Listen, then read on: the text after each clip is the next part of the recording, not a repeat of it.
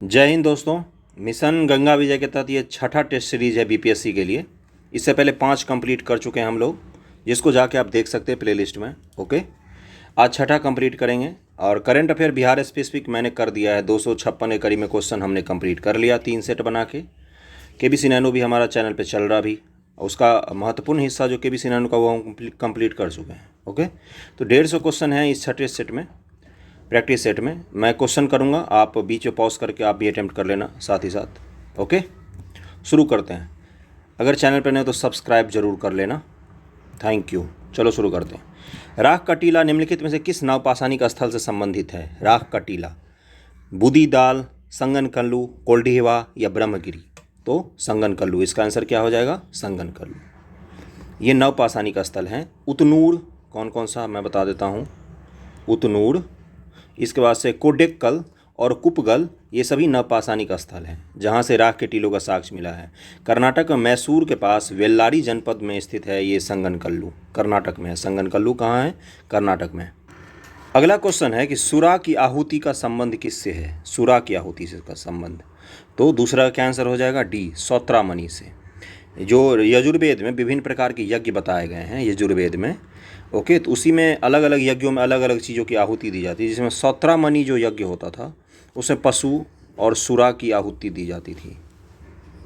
Okay, अगला question है कि सिंधु घाटी सभ्यता से में अधिकतर मुहरें किस पदार्थ से निर्मित की गई हैं? सिंधु घाटी सभ्यता जो थी उसमें मुहरें किस पदार्थ की बनाई जाती थी? तीसरा का क्या हो जाएगा? सेलखरी की, सेलखरी।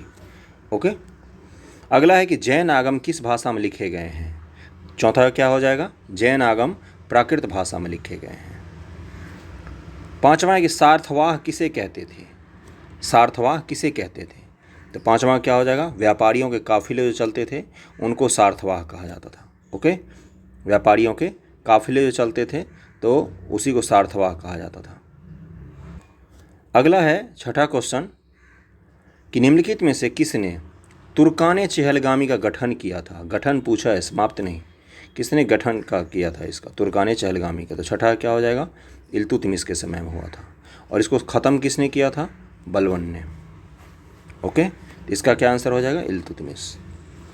सातवां है कि निम्न से किसने कहा था कि उसे सरा की चिंता नहीं है? सरा की चिंता नहीं है, तो सातवां क्या आंसर हो जाएगा? डी, अलाउद्दीन खिलजी ने। अलाउद्दीन खिलजी पहला शासक था जिसने धर्म को राजनीति से अलग रखा और उलेमाओं का इच्छा का पालन नहीं किया था उसने। ठीक है, अलाउद्दीन ने यह अनुभव किया कि राजनीतिक आवश्यकताएं धार्मिक सहिष्णुता की मांग करती हैं और एक अस्थिर बुद्धि व धर्मांध शासक की अपेक्षा एक शक्तिशाली शासक को आवश्यकता को अधिक महसूस करती है। तो उसी ने बोला था सरा जो इस्लामिक लॉ होती है इन सब की उसको ज़रूरत नहीं है। ठीक है, जो उसको अच्छा लगेगा, जो राज्य के लिए अच्छा होगा वही वो करेगा। तो ये था अलाउद्दीन खिलजी का। आठवां है कि निम्न से कौन सा कर शरिया द्वारा स्वीकृत नहीं था? कौन सा ऐसा कर है जो शरिया द्वारा स्वीकृत नहीं था? तो 8 का क्या हो जाएगा? विवाह कर शरिया द्वारा स्वीकृत नहीं था। सल्तनत काल में 5 प्रकार के कार्य शरिया द्वारा स्वीकृत थे। कौन से? एक होता था उस्र, उस्र, खराज, उसके बाद से खुम्स और जकात। खुम्स, जकात और जजिया, जकात और जजिया। ठीक है, कौन कौन सा हुआ? उस्र, खराज, खुम्स, जकात और जजिया। ठीक है, तो विवाह कर शरिया द्वारा स्वीकृत नहीं थी। अगले क्वेश्चन पर चलते हैं 9 नंबर पर कि सीधे रैयत किसानों से मालगुजारी वसूल करने की प्रथा किसने प्रारंभ की थी? कि किसानों से डायरेक्ट मालगुजारी वसूल लेंगे हम। तो 9वां का क्या आंसर हो जाएगा? ए, शेरशाह सूरी ने। रैयत आधार किसानों से डायरेक्ट ये वसूलता था। ठीक है, और ये उपज का 1/3 हिस्सा होता था। 10वें क्वेश्चन पर चलते हैं। दो अस्पा सियस्पा प्रथा किसने शुरू की थी? दो अस्पा और सियस्पा प्रथा किसने शुरू की थी? 10वां क्या हो जाएगा? जहांगीर के समय में शुरू हुई थी। जो मनसबदारी व्यवस्था थी ना अकबर के समय में, उसी में इसने क्या किया था कि दो अस्पा यानी कि आपको अपने सवार का 2 गुना घोड़ा रखना पड़ेगा। ओके, यही शुरू किया था जहांगीर ने। जात और सवार होते थे मनसबदारी में। ओके, कोई भी सैनिक है तो उसका जात और सवार होता था। जात क्या होता था? उसको कितना वेतन मिलेगा। सवार होता था उसके पास कितने घोड़ों की संख्या होनी चाहिए। ओके, तो यही था मनसबदारी प्रथा, और इसी में दो अस्पा और सियस्पा प्रथा शुरू किया था जहांगीर के समय में। तो दोस्पा में क्या था कि अपने सवार जो है, मान लो इसको 4000 का सवार मिला हुआ है किसी सैनिक को, ए नाम के किसी सैनिक को, तो उसको 8000 घोड़े रखने पड़ेंगे। ओके। और अगर बी नाम के आदमी को सियस्पा के तहत क्या होगा कि बी नाम के आदमी को अगर 1000 का सवार मिला हुआ है तो इसका 3 गुना घोड़ा रखना पड़ेगा, 3000 घोड़े रखने पड़ेंगे। समझ रहे हो ना। तो यही था, ये जहांगीर ने शुरू किया था। पुर्तगालियों के विरुद्ध अंग्रेजों की सफलता में निम्नलिखित में से कौन सा कारण नहीं था। पुर्तगालियों के विरुद्ध अंग्रेजों की सफलता थी, उनमें से कौन सा कारण नहीं था, ये पूछा है। भारत में पुर्तगालियों की बढ़ती लोकप्रियता, पुर्तगालियों के घटते संसाधन, अंग्रेजों की सामुद्रिक शक्ति, मुगलों और अंग्रेजों के बीच पारस्परिक संबंध। तो ये कारण नहीं था। तो 11 का क्या आंसर हो जाएगा, डी कारण गलत दिया है। 12 है कि रंजीत सिंह का वित्त मंत्री कौन था। सीधा सीधा क्वेश्चन पूछा है। तो रंजीत सिंह के वित्त मंत्री कौन थे, दीनानाथ थे। फकीर अजीउद्दीन उनका विदेश मंत्री था। ओके। रंजीत सिंह के विशेष आदर्श सेना को फौज खास कहा जाता था, फौज ए खास, ये रंजीत सिंह की जी की सेना को कहा जाता था। समझ रहे हो। 13वें क्वेश्चन पर चलते हैं कि सिराजुद्दौला लॉर्ड क्लाइव द्वारा किस युद्ध में परास्त हुआ था। सिराजुद्दौला लॉर्ड क्लाइव के द्वारा किस युद्ध में परास्त हुआ था। तो 13 का क्या आंसर हो जाएगा, पलासी के युद्ध में। ओके। गोद प्रथा निषेध का सिद्धांत किस पर लागू किया गया। गोद प्रथा के निषेध का सिद्धांत किस पर लागू किया गया। सिर्फ हिंदू राजाओं पर, हिंदू मुस्लिम राज्यों पर, कुशासित राज्यों पर, उत्तरी राज्यों पर, या ई ऑप्शन। तो 14 का क्या आंसर हो जाएगा, सिर्फ हिंदू राज्यों पर लागू किया गया। हिंदू राजा थे उन पर लागू किया गया था कि गोद नहीं ले सकते आप। ठीक है। गोद लिया हुआ संतान वारिस नहीं माना जाता था राज्य का। 15 है कि निम्नलिखित में से कौन दादा भाई नौरोजी के उत्सारण सिद्धांत ड्रेन थ्योरी में विश्वास नहीं करता था। कौन था इनमें से जो दादा भाई नौरोजी के उत्सारण सिद्धांत में विश्वास नहीं करते थे। तो 15 का क्या आंसर हो जाएगा, sir Syed Ahmed Khan, sir Syed Ahmed Khan. Okay. ये विश्वास नहीं करते थे, अलीगढ़ आंदोलन वाले। 16 है क्वेश्चन, निम्नलिखित में से कौन सा वक्तव्य सही नहीं है। नाना साहेब ने कानपुर में विद्रोह का नेतृत्व किया था, ये तो सही है। नाना साहेब के सहयोगी तात्या टोपे थे, ये भी सही है। नाना साहेब को फांसी पर चढ़ाया गया था, नहीं, सी गलत है, ये नेपाल चले गए थे। ठीक है। अगले पर चलते। 17 नंबर क्वेश्चन है कि 1831 का कोल विद्रोह किस क्षेत्र में हुआ था। बहुत बार पूछा है ये क्वेश्चन, वेरी इंपॉर्टेंट में आता है। विद्रोह जितने हैं सारे स्पेक्ट्रम से, सारे विद्रोह का जो जनजातीय विद्रोह या धार्मिक विद्रोह है उन सब का मैंने एक वीडियो में कंपाइल करवा दिया है, जितने विद्रोह हैं 1857 को छोड़कर। तो 17 का क्या आंसर हो जाएगा, कोल विद्रोह कहाँ पर हुआ था, छोटा नागपुर के क्षेत्र में। 18 पे चलते, किस घटना ने हिंदू मुस्लिम सांप्रदायिकता की आग में चिंगारी का काम किया था। पूना समझौता, खिलाफत आंदोलन, लखनऊ समझौता, मोपला विद्रोह। तो 18 क्या हो जाएगा, मोपला विद्रोह। 20 अगस्त 1921 ईस्वी को हुआ। पहले गांधीवादी और कांग्रेस इसके समर्थन में थे मोपला विद्रोह के, लेकिन जब ये सांप्रदायिक होने लगा तो गांधी जी वगैरह ने इनसे समर्थन वापस ले लिया। यहाँ पर हिंदुओं को ज़बरदस्ती मुसलमान बनाया गया था। बाद में आर्य समाज ने उनका फिर से हिंदू धर्म में वापसी करवाया था, तो मोपला विद्रोह हो जाएगा। ओके। जब भारत में असहयोग आंदोलन चल रहा था उसी समय चल रहा था, 1921 ईस्वी में। निम्न से किसे राम मोहन राय के धार्मिक सामाजिक विचारों के विरोध में प्रारंभ किया गया था। राजा राम मोहन राय जो थे उनके विचारों के विरोध में शुरू किया गया था। दिग्दर्शन, संवाद कौमुदी, समाचार चंद्रिका, बंगाल गजट। तो 19 का क्या आंसर हो जाएगा, समाचार चंद्रिका। संवाद कौमुदी के पूर्व संपादक भवानी चंद बंदोपाध्याय ने राम मोहन राय के विचारों से असहमत होकर समाचार चंद्रिका चलाया था। ठीक है। संवाद कौमुदी के जो पूर्व संपादक थे उन्होंने ही समाचार चंद्रिका चलाया राजा राम मोहन राय के विचारों का विरोध करने के लिए। ठीक है। 20 है कि महाराष्ट्र के किस समाज सुधारक को लोक हितवादी कहा जाता है। बहुत बार पूछा है ये। 20 का क्या हो जाएगा, गोपाल हरि देशमुख। गोपाल हरि देशमुख को लोक हितवादी कहा जाता है। अगले क्वेश्चन पर चलते 21 नंबर पर, देसी भाषा प्रेस अधिनियम किस वर्ष पारित किया गया था। देसी वर्नाकुलर प्रेस एक्ट के बारे में पूछ रहा है ये। उस समय कौन था, लिटन था, गवर्नर वाइसराय लिटन था।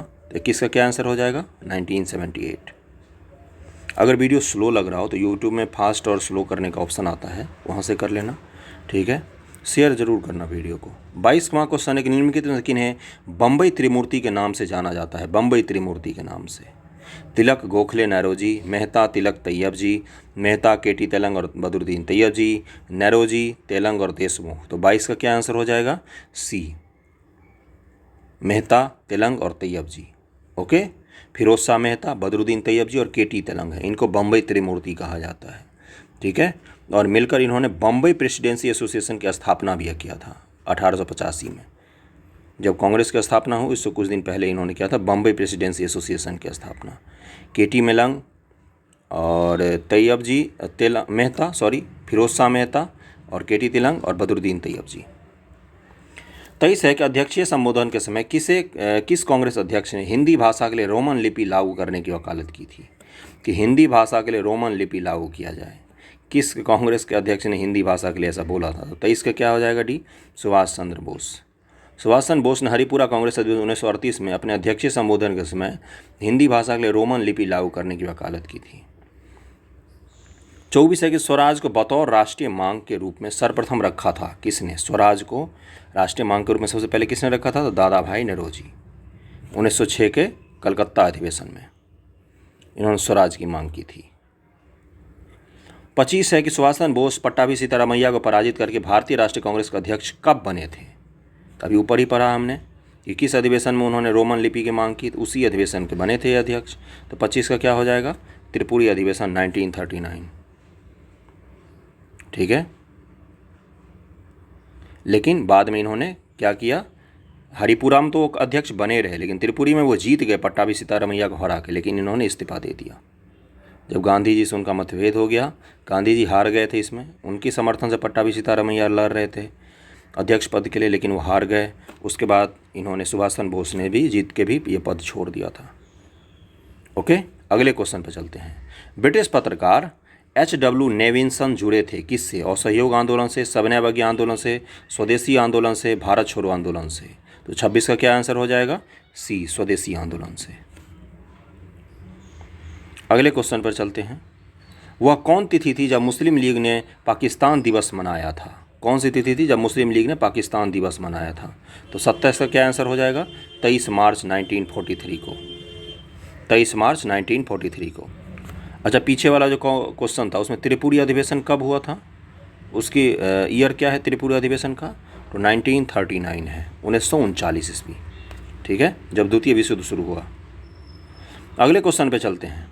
महात्मा गांधी द्वारा दक्षिण अफ्रीका में प्रकाशित समाचार पत्र का क्या नाम था? दक्षिण अफ्रीका में जो प्रकाशित किया था। 28 का क्या हो जाएगा? The Indian opinion. The Indian opinion किन की है? महात्मा गांधी की। नेशनल हेराल्ड किसका है? ये है जवाहरलाल नेहरू जी का। ठीक है, और लीडर है मदन मोहन मालवीय जी का। द पाइनियर किनका है? जूलियन रॉबिन्सन का है, जूलियन रॉबिन्सन। तो ये याद रखना सबके। The Indian Opinion Mahatma Gandhi, National Herald Pandit Nehru, और leader Madan Mohan Malviya, the Pioneer Julian Robinson. M.K. Gandhi समर्थक थे मार्क्सवादी समाजवाद के, श्रेणी समाजवाद के, आदर्शवाद के, दार्शनिक अराजकतावाद के। तो 29 का क्या आंसर हो जाएगा? दार्शनिक अराजकतावाद के। गांधी जी दार्शनिक अराजकतावाद के समर्थक थे। वे इसे राम राज्य एवं ग्राम स्वराज की अवधारणा के रूप में स्पष्ट करते थे। गांधी जी नैतिक व्यक्तिवाद के समर्थक थे। उनका कहना था कि अहिंसात्मक समाज में राज्य का स्थान नहीं होना चाहिए। उन्होंने बोला था कि समाज में राज्य का स्थान होना ही नहीं चाहिए। अगला है कि गांधी जी ने राजनीति का जो प्रतिमान प्रस्तुत किया है, निम्न से कौन सी विशेषता उसमें नहीं है? ये पूछा है इन्होंने। गांधी जी के हिसाब से जो राज्य है, राजनीति है, उसमें कौन सी चीज़ शामिल नहीं है, ये पूछा है। 30 का क्या आंसर हो जाएगा? डी, सत्ता शामिल नहीं है उसमें। राज्य का नामो निशान नहीं होना चाहिए, सत्ता। 31 है कि गांधी जी को किसने सावधान किया था कि वे मुस्लिम धार्मिक नेताओं उनके अनुयायियों के कट्टरपन को प्रोत्साहित न करें? ऐसा किसने कहा था? तो 31 का क्या हो जाएगा? मोहम्मद अली जिन्ना ने कहा था। मोहम्मद अली जिन्ना को सरोजनी नायडू ने एक समय हिंदू मुस्लिम एकता का प्रतीक बोला था, ये पता होना चाहिए। और मोहम्मद अली जिन्ना बीजे तिलक के वकील का काम करते थे, बाल गंगाधर तिलक का। 32 है भारतीय स्वतंत्रता संघर्ष के दौरान दत्त और ब्रेडले सिद्धांत किससे संबंधित था? तो 32 का क्या आंसर हो जाएगा? साम्यवादी आंदोलन से संबंधित था। ब्रेडले सिद्धांत किससे संबंधित था? तो साम्यवादी सिद्धांत से संबंधित था। 32 का ए हो जाएगा। ठीक है, अगले क्वेश्चन पर चलते हैं कि नील विद्रोह किसके बारे में था? ये पूछा है। रैयत नील की खेती नहीं करना चाहते थे पर ज़बरदस्ती करवाई जा रही थी। रैयत नील की खेती करना चाह रहे थे पर उन्हें ज़बरदस्ती रोका जा रहा था। रैयत नील की खेती नहीं करना चाह रहे थे पर उनसे एक अमान्य मूल्य पर ज़बरदस्ती करवाई जा रही थी। तो यही तो होगा, सी सही है इसका 33 का। ठीक है। 34 है कि भारत छोड़ो आंदोलन के दौरान निम्नलिखित में से किस स्थान पर जन सरकार स्थापित हो गई थी? कहाँ कहाँ पर हुई थी? याद होगा, मिदनापुर, उसके बाद से मिदनापुर के बाद बलिया चीतू पांडे और सतारा वाई चौहान। तो इसका क्या हो जाएगा आंसर? डी, सतारा। 34 का डी। 35 नंबर पर चलते हैं कि रानी झांसी रेजिमेंट संबंधित है आज़ाद हिंद फौज से, गांधी ब्रिगेड, नेहरू ब्रिगेड, आज़ाद ब्रिगेड या ऑप्शन ई। तो 35 का क्या आंसर हो जाएगा? आज़ाद हिंद फौज से। ठीक है। 36 है कि 9 डिग्री चैनल अवस्थित है कवरत्ती तथा मिनिकॉय के बीच, अमीन द्वीप तथा कवरत्ती के बीच, कार निकोबार और ग्रेट निकोबार के बीच। 9 डिग्री पूछा है अक्षांश रेखा अंडमान और निकोबार द्वीप समूहों के बीच। तो 36 का क्या हो जाएगा? कवरत्ती और मिनिकॉय के बीच। ओके, 36 का ए हो जाएगा आंसर। 37 है कि निम्न से कौन हिमालय की चोटियों के पूर्व से पश्चिम दिशा में सही क्रम को प्रस्तुत करता है? पूर्व से पश्चिम, इधर से इधर जाना है हमें। Dhaulagiri, Kanchenjunga, Makalu, mount Everest, नामचा Barwa, Kanchenjunga, Nanda Devi, mount Everest, Makalu, Dhaulagiri, Kumaon और नामचा बरवा। डी है नामचा बरवा, कंचनजंगा, माउंट एवरेस्ट और नंदा देवी। तो 37 का क्या आंसर हो जाएगा? डी। सबसे पहले सबसे पूर्व में नंदा देवी, उसके बाद माउंट एवरेस्ट, पूर्व से पश्चिम, उसके बाद से कंचनजंगा और फिर नामचा बरवा।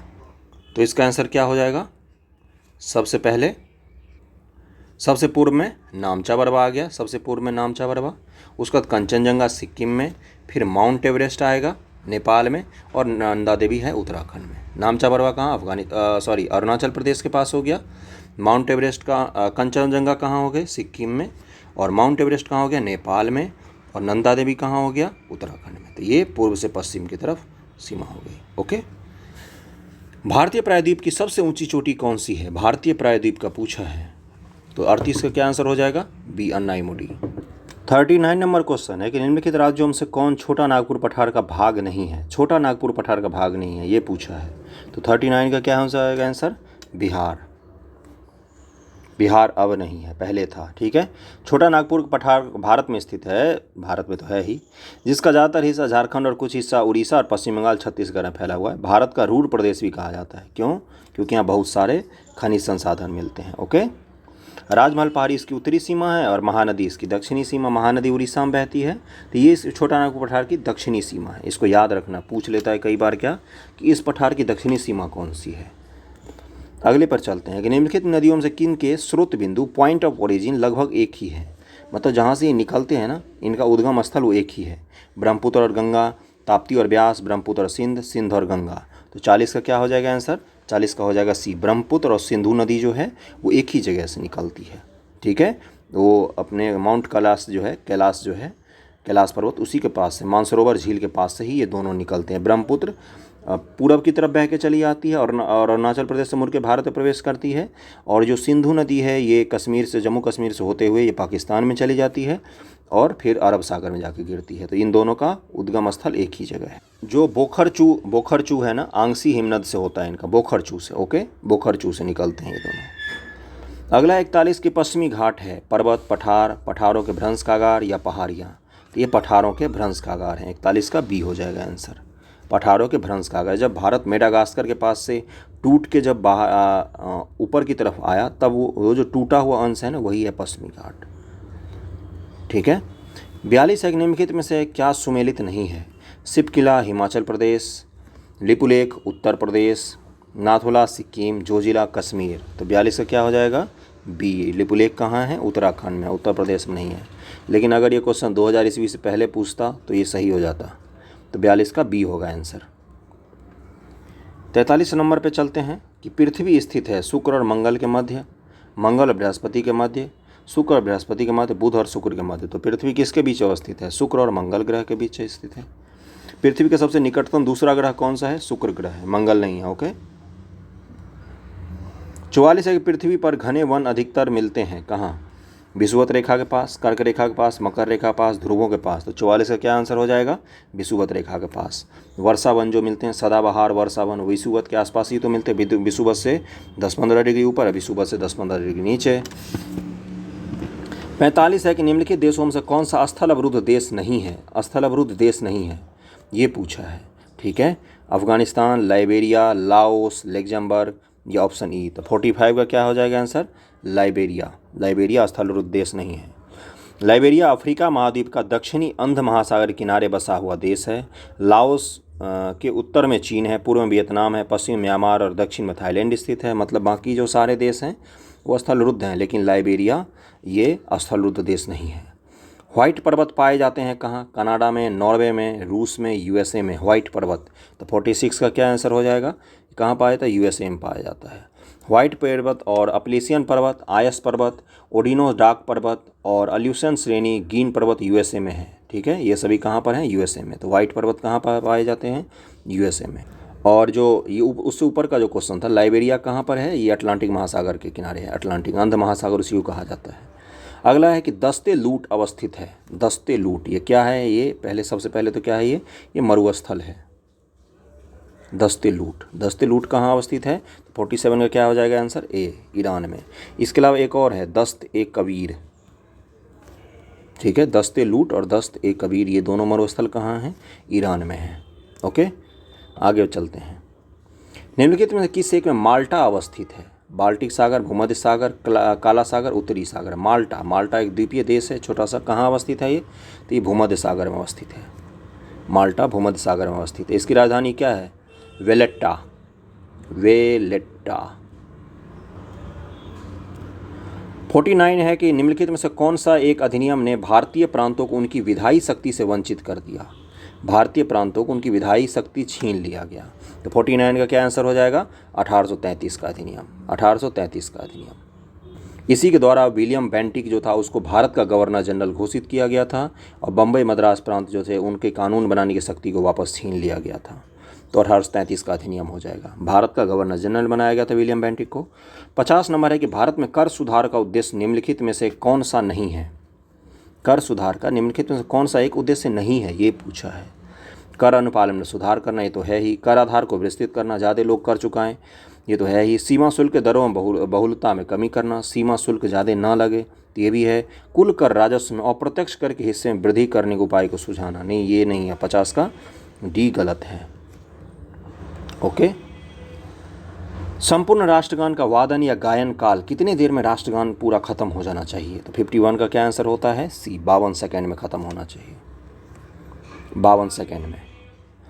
52 नंबर क्वेश्चन है कि निम्नलिखित में कौन सा एक भारतीय संविधान का दर्शन नहीं है? भारतीय संविधान का दर्शन नहीं है, ये पूछा है। तो साम्यवादी राज्य, साम्यवादी राज्य हमारा दर्शन नहीं है। साम्यवाद तो जानते ही होंगे, जैसे चीन, रूस, इन सब में साम्यवाद है, तो वो साम्यवादी दर्शन नहीं है। तो 52 का क्या हो जाएगा आंसर? डी। बाकी कल्याणकारी राज, समाजवादी राज, राजनीतिक समानता तो है ही। 53 है कि संघ का यह कर्तव्य होगा कि वह बाह्य आक्रमण तथा आंतरिक अव्यवस्था से प्रत्येक राज्य की रक्षा करे। ऐसा प्रावधान भारतीय संविधान के किस अनुच्छेद में किया गया है? जो भारत के राज्य हैं उनकी एक तो बाहर के आक्रमण से रक्षा करे, और साथ ही साथ जो किसी राज्य में अराजकता का माहौल हो जाए तो अगर राज्य सरकार से नहीं हो पा रहा है तो केंद्र उसको कंट्रोल करेगा। ये किस अनुच्छेद में लिखा हुआ है? तो यह है अनुच्छेद 355। 53 का डी होगा। 53 का डी 355 अनुच्छेद में है ऐसा। ओके, आगे बढ़ता हूँ। भारत एक गणतंत्र है, इसका अर्थ क्या है? सभी मामलों में अंतिम अधिकार जनता के पास है। भारत में संसदीय शासन है। भारत में वंशानुगत शासन नहीं है। भारत राज्यों का संघ है। तो गणतंत्र का मतलब क्या होता है? 54 का सी होगा कि भारत में जो हेड ऑफ स्टेट हैं, भारत के राष्ट्रपति, वो वंशानुगत पद धारण नहीं करते हैं। राष्ट्रपति का चुनाव होता है, जबकि इंग्लैंड में क्या है, वहाँ पर वंशानुगत राजा रानी जो है वो उस देश के स्टेट के हेड होते हैं। 55 नंबर है कि मौलिक अधिकार क्या है? वाद योग, अवाद योग, लचीले एवं कठोर। तो 55 का क्या आंसर हो जाएगा? वाद योग्य है। मौलिक अधिकार को उल्लंघन पर डायरेक्ट सुप्रीम कोर्ट या हाई कोर्ट जाया जा सकता है।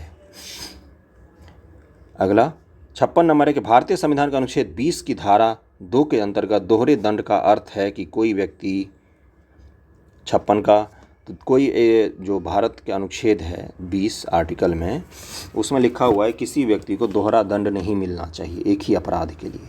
तो उसका अर्थ पूछा है क्या है। न्यायालय से दोष सिद्ध होने पर उसी अपराध के लिए विभागीय कार्रवाई द्वारा दंडित नहीं किया जा सकता है, तो ये गलत है। विभागीय कार्रवाई में दंडित होने पर उसी अपराध के लिए उसके विरुद्ध न्यायिक कार्रवाई नहीं की जा सकती, तो ये भी गलत है। 56 का, एक ही अपराध के लिए एक बार से अधिक न्यायिक कार्रवाई और दंड का भाग नहीं बनाया जा सकता, तो इसका आंसर क्या होगा, सी हो जाएगा। एक अपराध के लिए एक से अधिक बार उसको पनिशमेंट न्यायालय द्वारा नहीं दिया जा सकता, विभागीय कार्रवाई हो सकती है। तो इसलिए ए और बी तो सही थे। दोहरे दंड में विभागीय कार्रवाई को शामिल नहीं किया जाता है आज भी, लेकिन इसका जो है मेन क्या होगा कि न्यायालय 2 बार उसको जो दंड नहीं दे सकती है, सी आंसर होगा। 57 पे चलते हैं कि भारत के कल्याणकारी राज्य होने का विचार पाया जाता है संविधान के प्रस्तावना में, मौलिक अधिकारों में, राज्य के नीति निर्देशक तत्व में, ए और सी दोनों में। तो 57 का क्या आंसर हो जाएगा, ए और सी दोनों में। संविधान की प्रस्तावना और राज्य के नीति निर्देशक तत्व दोनों में कल्याणकारी राज्य का अवधारणा है, और ये यूपीएससी के क्वेश्चन तुम सॉल्व कर रहे हो, ए और सी दोनों में। ओके। 58 है कि निम्नलिखित में से किसकी संस्तुति पर भारतीय संविधान में मूल कर्तव्य शामिल किया गया था। मूल कर्तव्य जो शामिल किया गया तो कौन सी समिति बनाई गई थी, स्वर्ण सिंह समिति थी। 58 का क्या हो जाएगा, सी हो जाएगा। ठीक है। 1976 में भाग 4 क के अंतर्गत इसको स्थापित किया गया था। कौन सा संविधान संशोधन, तो 42वां संविधान संशोधन, 42वां 42। संसदीय सरकार का सबसे महत्वपूर्ण लक्षण है संसद की संप्रभुता, कार्यपालिका का विधायिका के प्रति सामूहिक उत्तरदायित्व, विधि का शासन, बहुमत का शासन। तो 59 का क्या हो जाएगा आंसर, 59 का होगा कार्यपालिका का विधायिका के प्रति उत्तरदायित्व होता है, सामूहिक उत्तरदायित्व। समझ रहे हो ना, संसदीय शासन का मतलब यही होता है। और जो मूल कर्तव्य था ऊपर वाला क्वेश्चन में, इसका तो पता ही है मूल कर्तव्य, इसका आर्टिकल क्या है, 51 का क। ठीक है, 51 का क में शामिल है ये। संसदीय सरकार का वाला क्या था आंसर, कि कार्यपालिका के विधायिका के प्रति सामूहिक उत्तरदायित्व होता है। एक संघीय राज्य व्यवस्था में सम्मिलित है संघ और राज्य के बीच के संबंध। संघीय राज्य व्यवस्था में पूछा, ये सब यूपीएससी और प्रीवियस ईयर क्वेश्चन है जो बीपीएससी और स्टेट पीसीएस हमें खूब धड़ल्ले से पूछता है। एक संघीय राज्य व्यवस्था में सम्मिलित है संघ और राज्य के बीच समानता, राज्यों के मध्य संबंध, समन्वय के लिए तंत्र, विवादों को सुलझाने के लिए तंत्र। तो 60 का क्या आंसर होगा, 60 का होगा 1 2 3 4 सभी शामिल हैं। संघ और राज्य के बीच संबंध भी है, राज्यों के मध्य संबंध भी होता है, राज्यों के मध्य भी तो inter state communication, inter state relation भी तो होते हैं। समन्वय के लिए एक तंत्र होता है, विवादों को सुलझाने के लिए भी तंत्र होता है, सुप्रीम कोर्ट, हाई कोर्ट वगैरह सब जितने ट्रिब्यूनल्स हैं वो सब। Doctor B R. अम्बेडकर के अनुसार भारतीय संविधान की कौन सी धारा डेट लेटर मृतप्राय रहनी है, डेड या लेटर मृतप्राय रहनी है। धारा नहीं बोलते हैं, धारा आईपीसी सीआरपीसी में होता है, जिसको आर्टिकल बोलते हैं या अनुच्छेद बोल लो। ठीक है, धारा गलत लिखा है इन्होंने। तो 61 का क्या आंसर होगा, मृतप्राय उन्होंने किसको बोला था, 356 को। 356 में क्या है, राष्ट्रपति शासन। क्या ये उनका बोलना सही हुआ, उनके जाते ही कितने राष्ट्रपति शासन लग चुके हैं आज तक भारत में। ठीक है, 61 का क्या आंसर हो जाएगा, आर्टिकल 356। ओके। 62 पर चलते हैं। हमारे संविधान किस भाग में 3 सोपानों में पंचायत बनाने की परिकल्पना की गई है, मतलब 3 स्तरीय पंचायत होगा। ये भाग किस में है, तो ये भाग किस में है, भाग 9 में है। भाग 9 में है पंचायत, भाग 9 में पंचायत है। भाग 9 के क में क्या है, नगर पालिका। ओके। तो 62 का क्या आंसर हो जाएगा, 62 का ए हो जाएगा आंसर। ठीक है, नगर पालिकाएँ किस में है, भाग 9 के क में है। अनुच्छेद 243 से 243 तो से लेकर 243 य तक है। नगर पालिका से संबंधित जितने आर्टिकल हैं या ग्राम पंचायत से बीपीएससी का तो फेवरेट क्वेश्चन बनता है वहाँ से। पिछली बार भी उसने पूछा था ग्राम पंचायतों के लिए आर्टिकल 243 से लेकर 243 9 जो होता है वहाँ तक है ग्राम पंचायत। ठीक है, तो इसको ज़रूर रट के जाना, बिल्कुल याद कर लेना, 1 से 2 क्वेश्चन मिनिमम टकराएंगे। अगले क्वेश्चन पर चलते 63 नंबर। भारतीय आयकर अधिनियम की धारा 88 में उपलब्ध आयकर छूट को समाप्त करने की सिफारिश निम्नलिखित में से किस समिति ने की थी। भारत के आयकर अधिनियम धारा 88 में जो आयकर छूट है उसको समाप्त करने के लिए सिफारिश किसने की थी, तो 63 का क्या हो जाएगा, केलकर समिति ने किया था। ठीक है, केलकर समिति ने। 64 नंबर पर चलते हैं कि विभेदीकृत ब्याज योजना का उद्देश्य रियायती ऋण प्रदान करना था समाज के कमज़ोर वर्ग के लिए। विभेदीकृत ब्याज योजना यानी कि ब्याज में विभेद करना, कि कमज़ोर लोगों को कम ब्याज पर ऋण उपलब्ध कराना और मजबूत लोगों को अधिक ब्याज पर ऋण उपलब्ध कराना। ठीक है, तो 64 का क्या आंसर हो जाएगा, समाज के कमज़ोर वर्गों के लिए।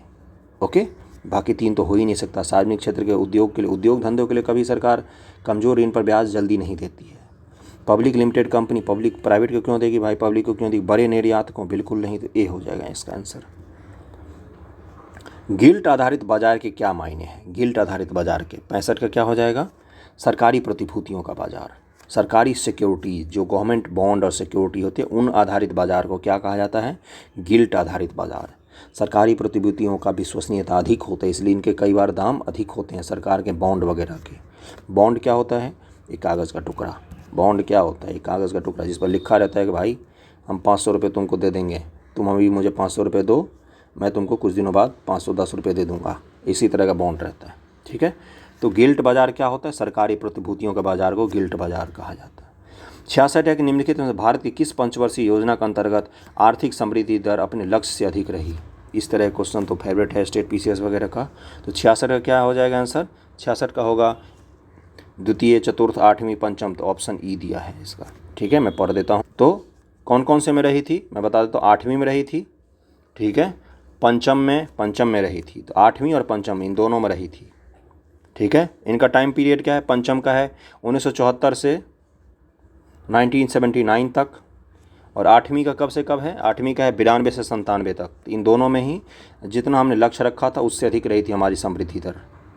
निर्धनता का दुष्चक्र तोड़ा जा सकता है मौद्रिक उपायों से, संरचनात्मक परिवर्तन से, राजकोषीय उपाय से, ऋण द्वारा। तो किससे निर्धनता का दुष्चक्र तोड़ सकते हो तुम, तो 67 का क्या हो जाएगा, संरचनात्मक परिवर्तन द्वारा।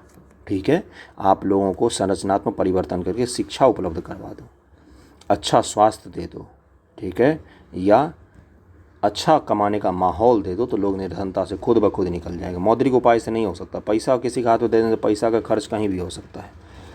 किसी को पीडीएफ चाहिए हो इसका तो टेलीग्राम चैनल जरूर ज्वाइन कर लेना, उस पर बहुत कुछ मिलता है। 68 है कि निम्नलिखित राज्यों में से किसमें 2011 की जनसंख्या में ऋणात्मक वृद्धि अंकित की गई थी। 2011 की जनसंख्या में कौन सा ऐसा राज्य था जिसकी जनसंख्या बढ़ने की जगह कम हो गई थी, तो एक ही राज्य था, नागालैंड। 1 किलोमीटर दूरी का तात्पर्य है, क्या क्वेश्चन है ये 69 का, 69 का क्या हो जाएगा आंसर, जल्दी से बताओ, 1000 मीटर।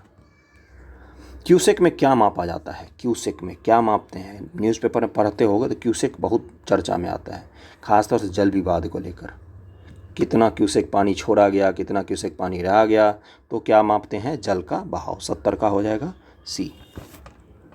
71 नंबर पर चलते हैं। भारहीनता की अवस्था में एक मोमबत्ती की ज्वाला का आकार हो जाएगा।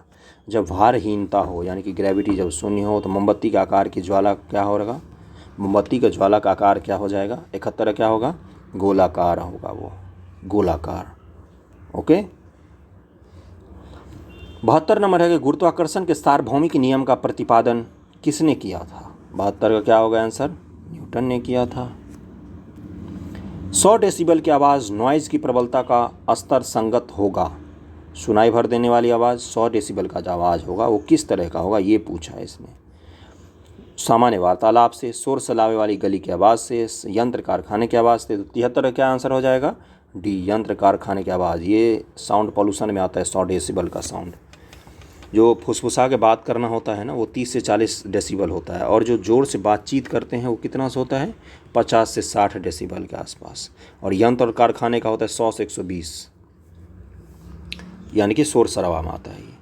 74 नंबर है कि निम्नलिखित में से कौन सी घटना तारों की टिमटिमाहट के जिम्मेवार है। जो तारे हमें टिमटिमाते हुए दिखते हैं उसके लिए कौन सी घटना जिम्मेवार है। तो 74 क्या हो जाएगा, स्टार लाइट का अपवर्तन। अपवर्तन, अपवर्तन होता है ना उसका, डिफ्रैक्शन जिसको बोलते हैं, सॉरी रिफ्रैक्शन जिसको बोलते हैं, रिफ्रैक्शन वही होता है ना, जब एक माध्यम से दूसरे माध्यम में गुजरती है तो प्रकाश का वेग अपने जो उसका सीधी गमन कर रहे थे उससे भटक जाती है, दूसरे माध्यम में जब घुसते हैं तो, ठीक है, तो उसी को कहा जाता है।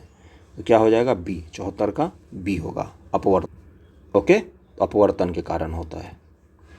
75 के मानव आंखों की पुतली जिस एल्केलाइड के अति तनु विलयन से फैलाई जाती है वह कौन सी एल्केलाइड होती है। 75 का क्या आंसर हो जाएगा, वो होती है एट्रापिन।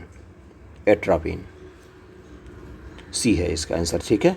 76 पे चलते हैं कि अगर चालू नाभिकीय रिएक्टर में कंट्रोल छड़ों का उपयोग नहीं किया जाएगा तो क्या होगा। रिएक्शन कंट्रोल करने के लिए होता है ये, यूरेनियम का रिएक्शन अगर कंट्रोल नहीं होगा तो क्या होगा। 76 का होगा चेन प्रक्रिया सीमा से बाहर चली जाएगी और परमाणु रिएक्टर परमाणु बम बन जाएगा, ठीक है। 76 का बी हो जाएगा। 77 है कांच के निर्माण में जो कच्चा माल प्रयोग होता है वे कौन से हैं?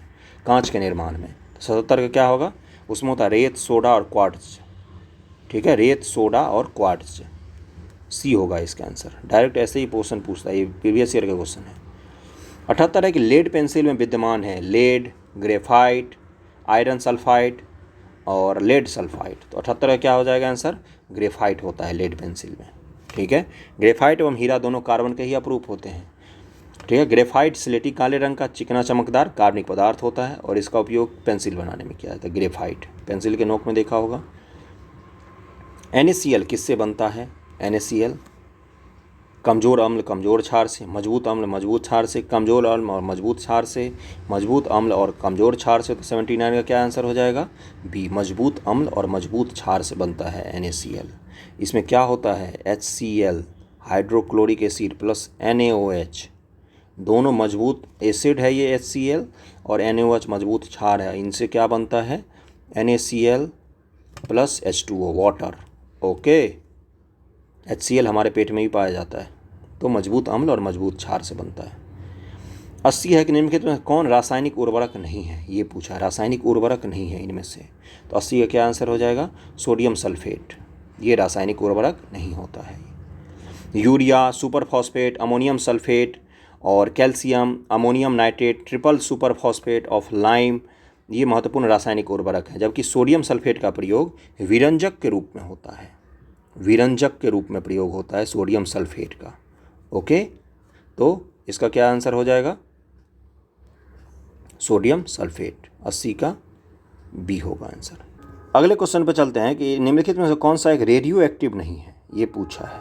तो 81 क्या आंसर हो जाएगा? डी, जर्केनियम। ये रेडियो एक्टिव तत्व नहीं होता है। ये रेडियो एक्टिव तत्व क्या होते हैं? जो स्वतः ही अल्फा बीटा गामा किरणों का वो छोड़ते रहते हैं। ठीक है, अगर रूम में यूरेनियम का टुकड़ा रख दिया जाए तो क्या होगा? रूम गर्म हो जाएगा, तो उसी को रेडियो एक्टिव तत्व कहते हैं। 82 पांडा भी उसी कुल का है जिसका कौन से जानवर का कुल का होता है? वो 82 का हो जाएगा भालू। पांडा देखा होगा। बुक लंग्स फेफड़ा पाया जाता है किस में? बिच्छू में, कुत्ता में, मेढक में, चिड़िया में। 83 का क्या हो जाएगा? बिच्छू में। बुक लंग्स श्वसन अंग का रूप है जो कुछ वायु श्वास वाले अर्थ्रोपोड्स, बिच्छू और कुछ मकड़ियों में पाया जाता है। अधिकांश मकड़ियों में इनकी संख्या 1 से 2 जोड़ी और बिच्छू में 4 जोड़ी तक होती है। ठीक है। 84 एक निम्नलिखित में से कौन मानव शरीर की सबसे छोटी हड्डी है? ये पूछा है, सबसे छोटी हड्डी। तो 84 क्या आंसर हो जाएगा? स्टेपीज, कान के अंदर पाई जाती है ये। ठीक है, आगे चलते हैं। 85 अगर अग्नाशय में खराबी हो तो क्या होगा? अग्नाशय में खराबी हो तो क्या होगा? अग्नाशय में खराबी हो तो क्या होगा? इंसुलिन और ग्लूकागोन नहीं बनेंगे। 85 का बी हो जाएगा। अग्नाशय को इंग्लिश में क्या बोलते हैं? पैनक्रियाज। और यहाँ से इंसुलिन और ग्लूकागोन नहीं बनेंगे। इंसुलिन क्या करती है? हमारे खून में जो शुगर की मात्रा होती है उसको नियंत्रित करती है। ठीक है, जिनको शुगर हो जाती है उसमें इंसुलिन बाहर से उनको लगाना पड़ता है। ओके, 86 पर चलते हैं। कठोर परिश्रम करने वाले पुरुष को दैनिक ऊर्जा की आवश्यकता होती है कितना? दैनिक ऊर्जा कितना चाहिए? ये सब NCERT के फैक्ट हैं, पता। 86 का क्या आंसर हो जाएगा? 86 का हो जाएगा सी, 4000 किलो कैलोरी। 87 है कि मानव शरीर में सबसे छोटी ग्रंथि कौन सी है? एड्रेनल, थायराइड, अग्नाशय या पिट्यूटरी ग्लैंड। तो 87 का क्या हो जाएगा? 87 का हो जाएगा पिट्यूटरी ग्लैंड। ये कहाँ पर होती है? कपाल के पास में होती है। और बहुत सारे जो वो होते हैं हमारे शरीर में हार्मोन, उनका सिक्रीशन करती है ये, और बहुत सारे हार्मोन को कंट्रोल भी करती है ये पिट्यूटरी ग्लैंड। इंसुलिन हार्मोन क्या है? ग्लाइकोलिपिड, वसीय अम्ल है, एस्ट्रेरॉल है और पेप्टाइड है। तो 88 का क्या हो जाएगा आंसर? पेप्टाइड होता है। इंसुलिन हार्मोन जो होता है एक पेप्टाइड होता है जिसका निर्माण अग्नाशय में होता है, और अग्नाशय कार्बोहाइड्रेट को रक्त शर्करा में परिवर्तित करता है। ठीक है, और इसका स्रावन अग्नाशय के लैंगरहैंस की द्वीपिका बी सेल से होता है, बीटा सेल। ठीक है, बीटा सेल से निकलता है ये इंसुलिन हार्मोन। RH फैक्टर नाम का आधार है। RH फैक्टर नाम का आधार क्या है? 89 का क्या हो जाएगा? बी, रीसस बंदर। RH फैक्टर की खोज लैंडस्टीनर और वीनर ने की थी। इन्होंने रुधिर में एक अन्य प्रकार के एंटीजन का पता लगाया था। अन्य प्रकार का एंटीजन होता है आरएच फैक्टर। इस एंटीजन की खोज रीसस नामक बंदर में की गई थी, इसलिए एंटीजन का नामकरण आरएच तत्व किया गया। ठीक है, ये वेरी इंपॉर्टेंट टॉपिक है। एंटीजन बहुत ज़्यादा चर्चा में है। रीसस बंदर, आरएच फैक्टर सबसे पहले कहाँ खोजा गया था? रीसस बंदर में। 90 नंबर क्वेश्चन है कि रक्त शरीर में क्या कार्य करता है। और आरएच फैक्टर क्या होता है? ये एक तरह का एंटीजन होता है। ठीक है ना। रक्त शरीर में क्या कार्य करता है? सारे शरीर में ऑक्सीजन पहुंचाता है, तरलता बनाता है, भोजन पाचन में सहायता, खड़े होने में सहायता करता है। 90 का क्या आंसर हो जाएगा? सारे शरीर में ऑक्सीजन पहुंचाता है, हेमोग्लोबिन। ठीक है, तो 90 का क्या हो जाएगा? ए हो जाएगा। ठीक है, 91 पर चलते हैं।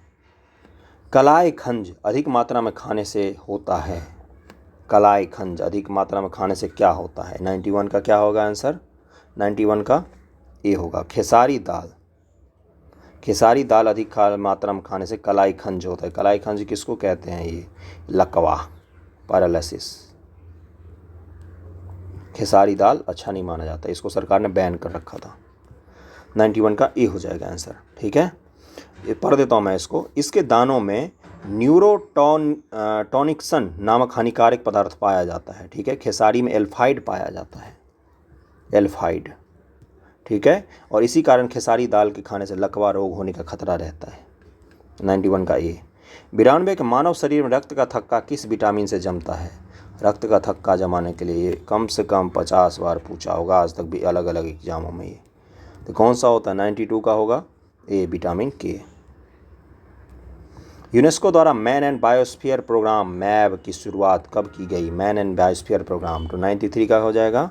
ऑप्शन ई ई दिया है, ऑप्शन ई दिया, इनमें से कोई नहीं।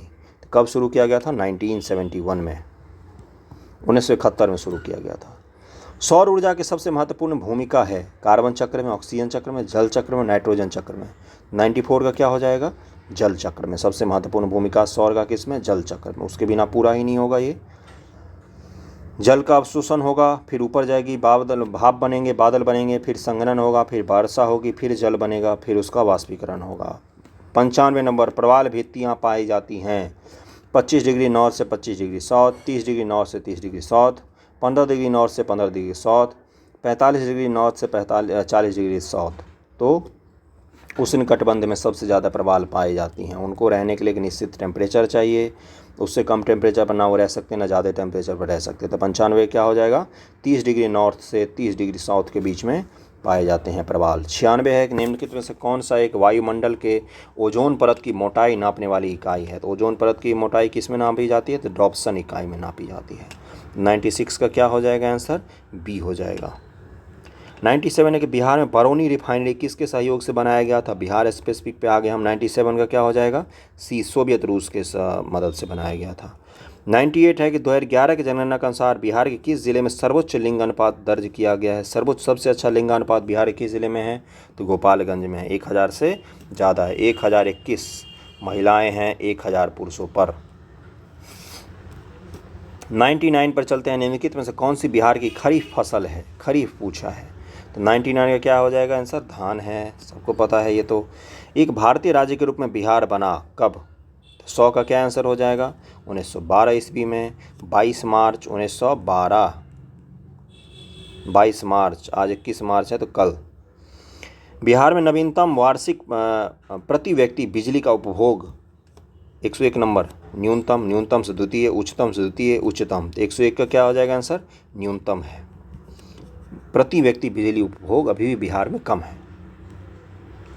102 है कि 1857 की क्रांति के दौरान बिहार से क्रांतिकारियों का नेता कौन था? बहुत बार पूछा है, बाबू कुंवर सिंह। 102 का बी। 103 बिहार के प्रमुख समाचार पत्र बिहारी के संपादक कौन थे? बिहारी समाचार पत्र के संपादक कौन थे? तो बाबू महेश्वर प्रसाद, बाबू महेश्वर प्रसाद। 104 है जमशेदपुर किस नदी के किनारे अवस्थित है? जमशेदपुर अभी कहाँ है? झारखंड में है। किस नदी के किनारे है? तो ये सुवर्णरेखा नदी के किनारे है।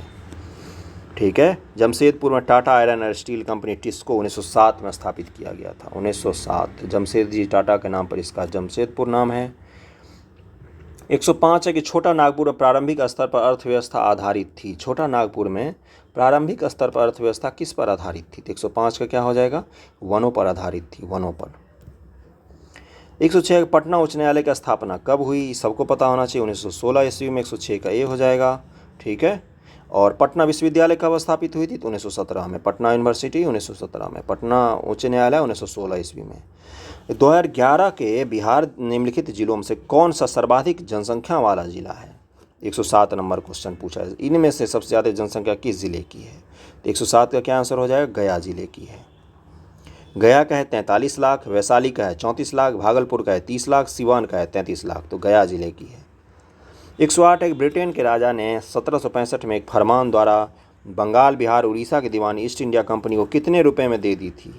ब्रिटेन के राजा ने। तो 108 का क्या हो जाएगा आंसर? सी, 26 लाख रुपए में बिहार, बंगाल और उड़ीसा की दीवानी दे दी थी ईस्ट इंडिया कंपनी को 26 लाख रुपए में। 108 का सी हो जाएगा। 109 नंबर पर चलते हैं कि जयप्रकाश नारायण ने अपनी जन सेवा के लिए मैग्सेसे अवार्ड प्राप्त किया था। कब उनको रमन मैग्सेसे अवार्ड दिया गया था? तो 1965 में उनको दिया गया था, 1965 ईस्वी में। 110 है कि 13वीं शताब्दी में बंगाल के प्रांतपति गियासुद्दीन ने युद्ध किया था किससे? बंगाल के प्रांतपति थे गियासुद्दीन, उन्होंने इनमें से किसके साथ युद्ध किया था? तो 110 का क्या आंसर हो जाएगा? तिरहुत के राजा के साथ किया था। तिरहुत यानी कि मिथिला का राज था, राजा हरि सिंह देव से युद्ध किया था। और आगे चलकर गियासुद्दीन ने बंगाल विजय कर बंगाल को दिल्ली सल्तनत का भाग बनाया था, तो तिरहुत के राजा से किया था, जिनका नाम क्या था? राजा हरि सिंह देव। 111 भारत के स्वतंत्रता के बाद बिहार के पहले राज्यपाल कौन थे? सबको पता होना चाहिए। 111 का क्या हो जाएगा? जयराम दास दौलतराम। 112 से आ गया तुम्हारा मैथ्स का क्वेश्चन, और इसको तो हम लोग स्किप करते हैं। अब हम चलेंगे डायरेक्ट कहाँ पर? तो 122-23 नंबर क्वेश्चन पर चलेंगे। ओके, PDF में मैथ्स का क्वेश्चन मिल जाएगा आपको, आप लोग कर लेना। 123 नंबर क्वेश्चन है। 122 पर चलते हैं। वर्ष 2021 से 22 में भारतीय अर्थव्यवस्था के लिए अनुमानित वृद्धि दर कितना है? 21-22 का पूछा है इसने, पिछले साल का। 122 का क्या हो जाएगा आंसर? डी, 10 से 12%। 123 है गरीब कल्याण रोजगार अभियान का शुभारंभ कब किया गया था? गरीब कल्याण रोजगार अभियान। 123 का क्या आंसर हो जाएगा? 20 जून 2020 को किया गया था। 124 है कि 20 दिसंबर 2021 से किस स्थान पर भारत नेपाल संयुक्त सैन्य प्रशिक्षण अभ्यास सूर्य किरण आयोजित किया गया था? तो 124 का क्या आंसर हो जाएगा? पिथौरागढ़ उत्तराखंड में। तो इसमें क्या सब क्वेश्चन बन गया? इसमें क्वेश्चन बन गया कि सूर्य किरण भारत और नेपाल के बीच में होता है, ठीक है। अगला है 125 नंबर की कपूर महसीर को राज्य मछली किस राज्य के द्वारा घोषित किया गया है? कपूर महसीर को 125 का क्या आंसर हो जाएगा? सिक्किम के द्वारा घोषित किया गया है। ओके, इसे स्थानीय रूप से क्या कहा जाता है? केटली मछली कहा जाता है। और इसका बायोलॉजिकल नाम बड़ा ही खतरनाक है, पता नहीं मैं पढ़ भी पाऊंगा कि नहीं। निमोलिसोचिलिस हेक्सागोनोलेपिस, ये केटली मछली का, केटली कितना सुंदर नाम है, केटली मछली का वैज्ञानिक नाम है। वैसे कहाँ का है ये? सिक्किम में इसको राज्य मछली का दर्जा दिया गया है, कपूर महासीर को। 126 है कि किस भारतीय राज्य या केंद्र शासित प्रदेश की पहल राजीव गांधी किसान न्याय योजना है? राजीव गांधी किसान न्याय योजना किस राज्य या केंद्र शासित प्रदेश की पहल है? तो 126 का क्या हो जाएगा आंसर? छत्तीसगढ़।